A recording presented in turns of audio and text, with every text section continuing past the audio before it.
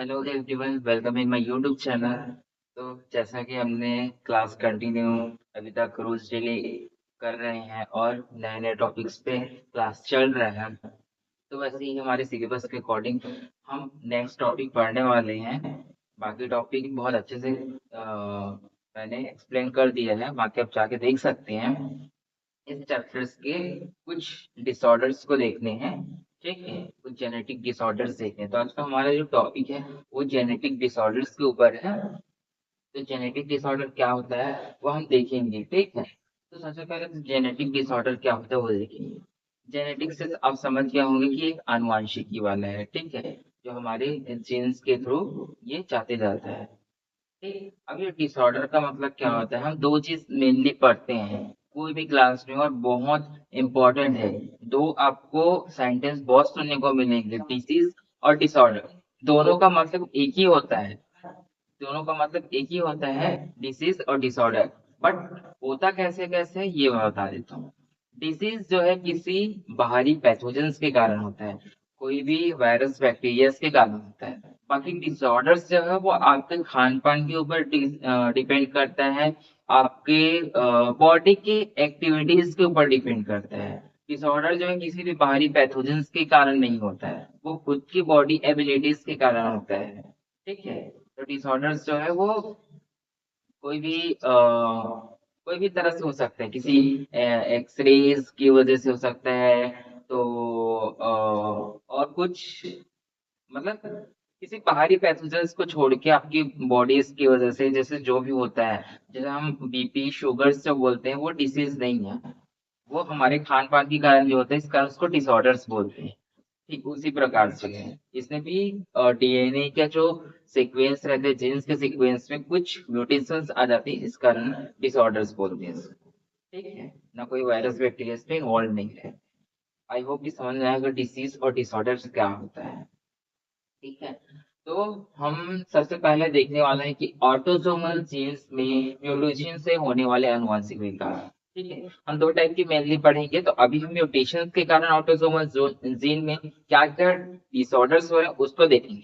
इसके बाद वाले नेक्स्ट क्लास में हम देखेंगे कि अ, हमारे जो क्रोमोसोम्स में है उसमें नंबरिंग के कारण क्या क्या डिसऑर्डर्स होते हैं वो देखेंगे। तो फिर हम देखते हैं म्यूटेशन के कारण क्या क्या होता है। तो हमारा सबसे पहला जो डिसऑर्डर्स है वो सिकल सेल एनीमिया है। ठीक है, सिकल सेल एनीमिया सबके सब पहले से सुनते आ रहे हैं, बहुत फिफ्थ सिक्स क्लासेस है सुनते आ रहे होंगे आई होप।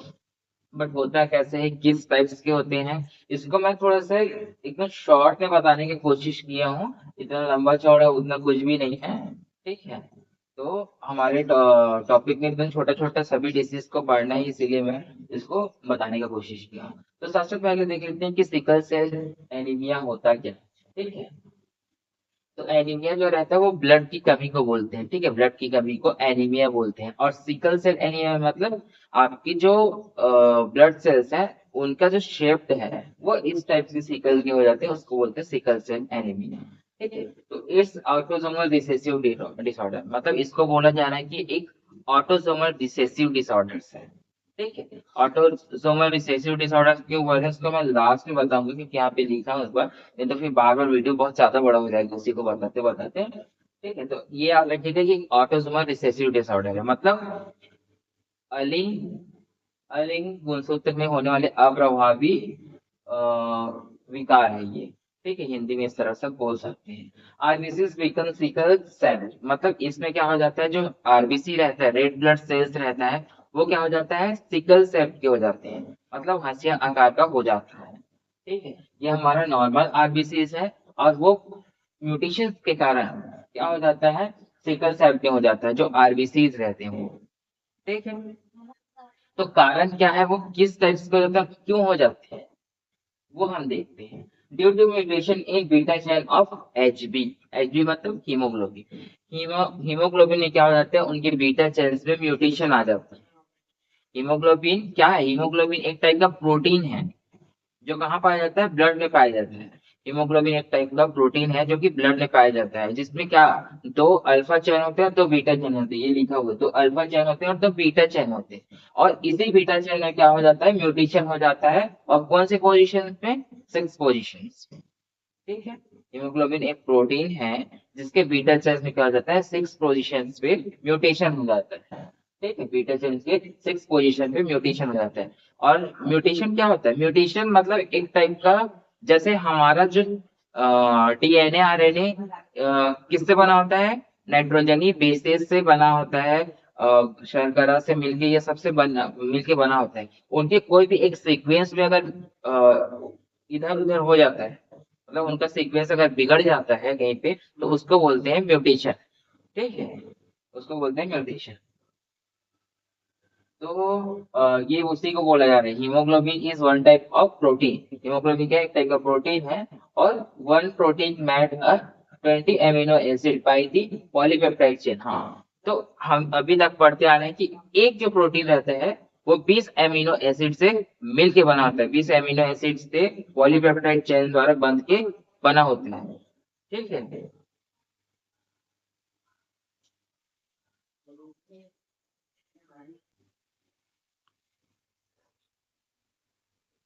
हाँ, तो ये एक टाइप के क्या है, ये एक टाइप के एमिनो एसिड्स हैं। ठीक है, मैंने पहले ही बोला है कि एक प्रोटीन जो है 20 एमिनो एसिड्स के पॉलीपेप्टाइड चेन द्वारा बॉन्ड से बंधे होते हैं। ठीक है, पॉलीपेप्टाइड चेन होता है उनका, तो पॉलीपेप्टाइड बॉन्ड से ही बंधे होते हैं। ठीक है, तो इस वजह से ये 20 एमिनो से ऐसे होते हुए जाते हैं उनके 6 पोजीशंस पे। 6 पोजीशन पे क्या रहता है, glutamic acid, glutamic amino acid होता है। ये किसमें होता है, नॉर्मल पर्सन। नॉर्मल पर्सन में ऐसे इस टाइप के प्रोटीन्स के जो मॉलिक्यूल्स है, एमिनो एसिड्स के जो मॉलिक्यूल्स है प्रोटीन बनने के लिए, वैसे सीक्वेंस में होते हैं, और 6 पोजीशन पे ग्लूटामिक एसिड होते हैं नॉर्मल पर्सन में। तो इसी 6 पोजीशन में क्या हो जाता है, चेंज हो जाता है उनका सीक्वेंस। क्या आ जाता है, सिक्लिंग पर्सन में ये जो 6 पोजीशन पे है वेलिन एमिनो एसिड आ जाता है। ठीक है, वेलिन एमिनो एसिड आ जाता है। अभी आता कैसे, किस टाइप्स के आते हैं, कहाँ पे इनका म्यूटेशन हो जाता है, वो हम देखते हैं। तो यहाँ जो डीएनए में सीटीसी जो रहता है, ये नॉर्मल प्रोटीन के लिए ना, डीएनए में जो सीटीसी रहता है उसके लिए कोड जीएजी होता है, तब वो ग्लूटामिक एसिड को कोड करता है। ठीक है, नॉर्मल प्रोटीन है इसी वाला, ये जो है नॉर्मल वाला है। लेकिन इसमें म्यूटेशन यहाँ थायमिन की जगह आ जाता है। ठीक है, थायमिन जो रहता है एमिनो, थायमिन जो नाइट्रोजनी बेस जो रहते हैं, वो क्या हो जाते हैं, म्यूटेशन आने के कारण उनके जगह पे एडेनिन आ जाता है। ठीक है, यही जो थायमिन की जगह जो एडेनिन आ जाता है, जो एक नाइट्रोजनी बेस जो चेंज हो जाते हैं उनका जो सीक्वेंस है, वही क्या कहला रहा है, इसमें म्यूटेशन हो रहा है यहीं पे। ठीक है, तो एडेनिन आने के कारण क्या हुआ, उनका कोडॉन भी चेंज हो जाएगा। उनका जो एमआरएनए पे कोडॉन हो रहा था वो जीओजी हो जाएगा, और जीओजी किसके रिस्पॉन्सिबल है, वो वैलिन के लिए रिस्पॉन्सिबल होता है। तो जहां अगर एक नाइट्रोजनी बेस में अगर चेंजेस आता है तो उसका कोडॉन चेंज हो जाएगा, उसका एमिनो एसिड भी चेंज हो जाता है।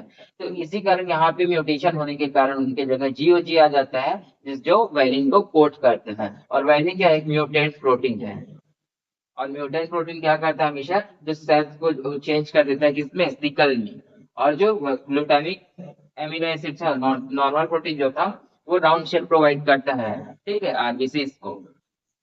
तो इस तरह से क्या हो जाता है, वहां पे म्यूटेशन हो जाता है, जिसके कारण जो है उसके शेप में चेंजेस आ जाती है, और उसके शेप में चेंज आएगा तो बहुत प्रभाव पड़ता है, क्योंकि राउंड आरबीसीज बहुत सारी चीज को कैरी करता है, ऑक्सीजन कैरी करना, फूड प्रोडक्ट्स को, मतलब बहुत सारे फंक्शन करता है। अब जब वो सिकल टाइप के रहेंगे तो वो प्रॉपर ही ऑक्सीजन कैरी नहीं कर पाएंगे।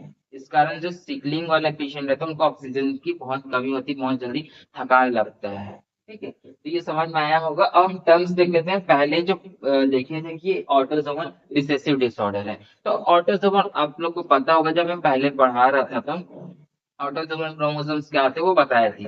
मतलब जो 22 पेयर्स जो पाए जाते थे दोनों मेल और फीमेल, वो ऑटोसोमल कहलाते थे। एक तरह से हम बोल सकते हैं कि अदर देन सेक्स क्रोमोसोम, मतलब सेक्स क्रोमोसोम्स को छोड़ के, लिंग गुणसूत्र को छोड़ के जो बाकी क्रोमोसोम्स रहते हैं उनको ऑटोसोमल क्रोमोसोम बोलते हैं। और ये जो डिसऑर्डर है मेल फीमेल को दोनों में क्या रहते हैं, इक्वल रेशियो में होने की संभावनाएं रहती हैं। क्यों, क्योंकि ये ऑटोसोमल है, और मेल और फीमेल दोनों में ऑटोसोमल क्रोमोसोम सेम पाया जाता है। ठीक है, सेक्स क्रोमोसोम बस अलग पाए जाते थे मेल और फीमेल में, मेल में एक्स वाई और फीमेल में एक्स एक्स, बाकी ऑटोसोमल जो है दोनों में सेम सेम पाया जाता है। ठीक है, और रिसेसिव, रिसेसिव क्यों बोला जा रहा है? क्योंकि रिसेसिव इसलिए बोला, रिसेसिव का मतलब अप्रभाव इसलिए बोला जा रहा है क्योंकि इनके एक एलिस में अगर एस वाला जो सिकलिंग वाला पाया जाएगा तो वो पूर्ण सिकलिंग नहीं होगा, मस्ट भी दोनों में प्रेजेंट होना चाहिए, यही बोल रहा है। Both alleles must present for disorder to occur. यहाँ पे डिसऑर्डर हट गया, मैं मिटा दिया था, डिसऑर्डर गलत हो गया था इसलिए। तो क्या बोला जा रहा है, दोनों एलिस प्रेजेंट होना चाहिए, ठीक है। ये दोनों एलिस प्रेजेंट होंगे तभी वो सिबलिंग होंगे, वरना नहीं होंगे, ठीक है। इसलिए उसको रिसेसिव डिसऑर्डर बोला जाता है। तो एच बी ए नॉर्मल के लिए रहेगा और H B S mutant allele को रिप्रेजेंट करेगा। तो अगर इस टाइप्स के अगर मिलते हैं एलिस तो वो नॉर्मल कह रहे हैं, और इस टाइप्स के अगर एलिस मिलते हैं तो क्या रहेंगे, वो कैरियर रहेंगे, मतलब वहां पे रहेंगे। और इस टाइप्स के रहेंगे तब वो सिकलिंग कह रहेंगे, ठीक है। दोनों में अगर उनके मेल ये पेरेंट्स है, ठीक है, पेरेंट्स में ये दोनों कैरियर है, ठीक है, वहां है, तो उनके जो जनरेशन में आने वाले जो चाइल्ड रहेंगे वो किस सेक्स के होंगे? तो नॉर्मल भी हो सकते हैं, कैरियर्स हो सकते हैं, और सिकलिंग टाइप के हो सकते हैं, ठीक है। ये पूरा दिखा रहा है इसको। जब दोनों रहेंगे, मस्ट भी दोनों प्रेजेंट रहेंगे, दोनों एज, तभी वो सिकलिंग होंगे, वरना वो नहीं होंगे। आई होप कि इतने इजी वे में इसको बताने की कोशिश किया हूँ तो आप लोगों को समझ में आया होगा। और ये आपके एग्जाम में नंबर्स के ऊपर डिपेंड करेगा कि आपको कितने लिखने हैं, ठीक है। अगर शॉर्ट में आता है तो इतना ही लिखिएगा, और लॉन्ग में आता है तो जितने सारी चीज मैं आपको एक्सप्लेन किया हूँ वो आपकी पूरी थ्योरी क्वेश्चंस में आएंगे, ये होता है कैसे आपको थ्योरेटिकल बताना पड़ेगा, ठीक है। तो हम इसके आगे का और डिसऑर्डर्स देख लेते हैं। हाँ, तो हमारा नेक्स्ट टॉपिक था थैलेसीमिया, मतलब सेकंड जो डिसऑर्डर है हमारा, जो ऑटोसोमल म्यूटेशन से होने वाला जो डिसऑर्डर था, वो सेकंड डिसऑर्डर है थैलेसीमिया, और थर्ड डिसऑर्डर हम पढ़ेंगे फिनाइल्केटोनुरिया। तो पहले सेकंड देख लेते हैं कि थैलेसीमिया होता क्या है। एकदम थोड़ा सा लिखेंगे कि तीनों डिसीज मेरे को थोड़ा थोड़ा बताना था कि सिलेबस में थोड़ा थोड़ा ही बताने के लिए उसमें दिया गया है, बाकी इसको आप लिख सकते हैं, और ये इंग्लिश में लिखा है कुछ भी नहीं है, एकदम थोड़ा थोड़ा मतलब समझने लायक ही इंग्लिश में लिख लो। हाँ, तो थैलेसीमिया क्या है, इट्स एन डेफिनेशन देख लेते हैं। It's an inherited blood disorder characterised by less oxygen carrying protein haemoglobin. मतलब इससे बताया जा रहा है कि ये क्या है, एक इनहेरिटेड ब्लड डिसऑर्डर, मतलब वंशागतिक होने वाला एक रक्त से रिलेटेड डिसऑर्डर है, ठीक है। जिसमें क्या हो जाता है, भाई लेस ऑक्सीजन कैरी प्रोटीन, मतलब ऑक्सीजन कैरी करने वाला प्रोटीन कौन सा है, हीमोग्लोबिन। तो हीमोग्लोबिन की कमी के कारण होने वाला एक रोग है ये, ठीक है। हीमोग्लोबिन की कमी के होने वाला एक ऑटोसोमल म्यूटेशन डिसऑर्डर है, एक वंशागति ब्लड से रिलेटेड डिसऑर्डर है, ठीक है। ये इसका डेफिनेशन यही बता रहा है, एक ऑक्सीजन कैरी करने वाले प्रोटीन, मतलब हीमोग्लोबिन। हीमोग्लोबिन क्या है, प्रोटीन है, इससे पहले बताया था। हाँ, एक बात नोट डाउन करना था, जब सिकल सेल एनीमिया पढ़ा रहा था तब वो 11वें नंबर जो ऑटोसोमल क्रोमोसोम्स पाए जाते हैं उसमें होता है वो मेनली, ठीक है। और 11वें नंबर जो गुणसूत्र में म्यूटेशन के कारण होता है उसका भी नोट डाउन कर लेना ना, 11th पोजिशन के ऑटोसोमल क्रोमोसोम्स पे, ठीक है, उसको बताना भूल गया था। तो इसमें क्या है, मेनली ये भी क्या एनीमिया के टाइप्स जैसा है, ये एनीमिया ही जैसा है, क्योंकि इसमें भी हीमोग्लोबिन की कमी हो रही है, हीमोग्लोबिन प्रोड्यूस करने वाले जो प्रोटीन्स रहते हैं वो प्रॉपर नहीं बन पा रहे हैं, जिसके कारण क्या हो रहा है, थैलेसीमिया हो रहा है। Mutation occur in the number of 16 chromosomes, ठीक है। कौन से पोजीशंस में होते हैं म्यूटेशन इसमें, जो ऑटोसोमल क्रोमोसोम्स रहते हैं उनके 16वें नंबर पे, ठीक है, 16 पोजीशन ऑफ ऑटोसोमल क्रोमोसोम्स, उसमें म्यूटेशन हो जाती है, जिसके कारण क्या हो जाता है, प्रॉपर से जो हीमोग्लोबिन के लिए जो प्रोटीन रिस्पॉन्सिबल रहता है, हीमोग्लोबिन जो प्रोटीन रिस्पॉन्सिबल रहता है वो नहीं बन पाते हैं, ठीक है। Not proper functioning to synthesise alpha and beta polypeptide chain of haemoglobin. Haemoglobin का जो अल्फा बीटा पॉलीपेप्टाइड चेन रहता है वो प्रॉपर से फंक्शनिंग नहीं कर पाते, प्रॉपर नहीं बन पाता, प्रॉपर सिंथेसिस नहीं हो पाता इसमें, ठीक है। इसके टाइप्स देख लेते हैं, वो उनके अल्फा बीटा के हिसाब से है। टाइप पहला टाइप क्या है, अल्फा थैलेसीमिया, और दूसरा टाइप है beta thalassaemia. Alpha thalassaemia beta thalassaemia इतना इजी है, कुछ नहीं है इसमें। जो अल्फा थैलेसीमिया रहता है उसमें अल्फा पॉलीपेप्टाइड चेन जो रहता है हीमोग्लोबिन का वो प्रॉपर से सिंथेसिस नहीं हो पाता है, प्रॉपर से संश्लेषण नहीं हो पाता है उनका, जिसके कारण अल्फा थैलेसीमिया होता है। और बीटा थैलेसीमिया कब होता है? जब बीटा पॉलीपेप्टाइड चेन रहता है जो हीमोग्लोबिन का, वो प्रॉपर से सिंथेसिस नहीं हो पाता है, तब वो बीटा थैलेसीमिया कहलाता है। ठीक है, बहुत इजी है। तो ये थैलेसीमिया बस इतना ही आप मेनली याद रखिए, किसके कारण होता है, कौन से क्रोमोसोम्स पे म्यूटेशंस के कारण होता है, किससे रिलेटेड है। ठीक है, इतना याद रखिए कि थैलेसीमिया क्या है। ठीक है, जिसके ये हीमोग्लोबिन से रिलेटेड, हीमोग्लोबिन प्रॉपर नहीं बन पाता तो आप समझ सकते हैं कि पेशेंट्स को क्या क्या प्रॉब्लम हो सकती है। ठीक है, अब देख लेते हैं फिनाइल कीटोनुरिया, जिसको शॉर्ट में बोलते हैं पीकेयू। पीकेयू, ठीक है, तो ये क्या है, डेफिनेशन पहले देख लेते हैं। PKU is an inherited disorder that increase the level of substance called phenylalanine in the blood and also called metabolic disorder। हाँ, तो पीकेयू को क्या बोला जा रहा है, इनहेरिटेड डिसऑर्डर, मतलब एक वंशागति होने वाला डिसऑर्डर है, जो वंशागत हो सकता है, ठीक है, आने वाली जनरेशन पे, तो वो बोला जा रहा है। और इसमें क्या होता है, increase the level of substance, कौन सा substance, phenyl alanine. Phenyl alanine एक एमिनो एसिड्स है, एक एमिनो एसिड्स है, जिसका लेवल जो रहता है वो इंक्रीज हो जाता है बॉडी में। फिनाइल एलानिन एक एमिनो एसिड्स है, जो कि बॉडी में उनका लेवल इंक्रीज हो जाता है, जिसके कारण क्या होता है, ये फिनाइल एलानिन होता है। और एमिनो एसिड मतलब ये क्या है, एक टाइप का हमारे एमिनो एसिड क्या करते हैं, हमारे बॉडी में पाए जाते हैं, जो कि प्रोटीन्स के लिए रिस्पॉन्सिबल होते हैं। ठीक है, तो प्रोटीन्स मिलने के आ जाते हैं, मेटाबॉलिक रिएक्शन पे आ जाते हैं। ठीक है, तो इसीलिए इसको क्या बोला जा रहा है, मेटाबॉलिक डिसऑर्डर्स बोला जा रहा है। क्यों? क्योंकि ये एमिनो एसिड प्रोटीन से रिलेटेड डिसऑर्डर है, इसलिए इसको मेटाबॉलिक डिसऑर्डर भी बोलते हैं। ठीक है, वो भी एकदम इजी से लैंग्वेज में बताया, उसका डेफिनेशन याद रखिएगा। एक मेटाबॉलिक डिसऑर्डर है जिसमें एक एमिनो एसिड रहता है जिसका नाम है फिनाइल एलानिन, जिसका लेवल जो है हमारे बॉडी में बहुत ज्यादा हो जाता है, जिसके कारण क्या हो जाता है, ये डिसऑर्डर्स कॉज होता है। In the patient's deficiency of phenylalanine hydroxylase enzyme that not convert phenylalanine amino acid to tyrosine amino acid। तो इस लाइन का मतलब ये बताया जा रहा है कि एक पेशेंट्स में क्या हो जाता है, ये एक पेशेंट जो रहते हैं, रोगी जो रहते हैं, उनमें डिफिशियंसी हो जाती है, किसकी, एक एंजाइम होती है phenylalanine hydroxylase enzyme. Phenyl aniline hydroxylase enzyme रहता है, जो कि क्या काम करता है, मेनली कन्वर्ट करता है फिनाइल एनालिन एमिनो एसिड को टाइरोसिन एमिनो एसिड। अब अगर उनकी कमी हो जाए फिनाइल एनालिन हाइड्रोक्सिलेज एंजाइम की, तो क्या ये कन्वर्ट कर पाएगा फिनाइल एनालिन एमिनो एसिड को टाइरोसिन में? देखो यहाँ पे मैं रेड डायग्राम बनाया हूँ। फिनाइल एनालिन एमिनो एसिड जो है वो कन्वर्ट होता है टाइरोसिन एमिनो एसिड में। ठीक है, फिनाइल एनालिन एमिनो एसिड किसके प्रेजेंस में, फिनाइल एनालिन हाइड्रोक्सिलेज एक एंजाइम है जिसके प्रेजेंस में ये टाइरोसिन में कन्वर्ट होता है, तब हमारी मेटाबॉलिक रिएक्शन जो है अच्छी चलती रहती है। लेकिन यहाँ पे ये एंजाइम ही प्रॉपर फंक्शनिंग नहीं कर पा रहे हैं, उनके क्या बोला जा रहा है, 12th नंबर पोजीशन पे जो क्रोमोसोम्स रहते हैं, जो रिस्पॉन्सिबल रहता है फिनाइल एनालिन हाइड्रोक्सिलेज एंजाइम के लिए, यहीं पे म्यूटेशन हो जा रहा है। तो ये जो एंजाइम है ये प्रॉपर नहीं बन पा रहे हैं, और ये एंजाइम प्रॉपर नहीं बन पाता है, तब क्या होता है, ये जो फिनाइलएलानिन एमिनो एसिड है ये टाइरोसिन में कन्वर्ट ही नहीं हो पाता है। ठीक है, यही नहीं बन पा रहा है, तो ये कहाँ से कन्वर्ट होगा, तो ये जो फिनाइलएलानिन एमिनो एसिड है इसकी जो संख्या है वो इंक्रीज होती जाती है।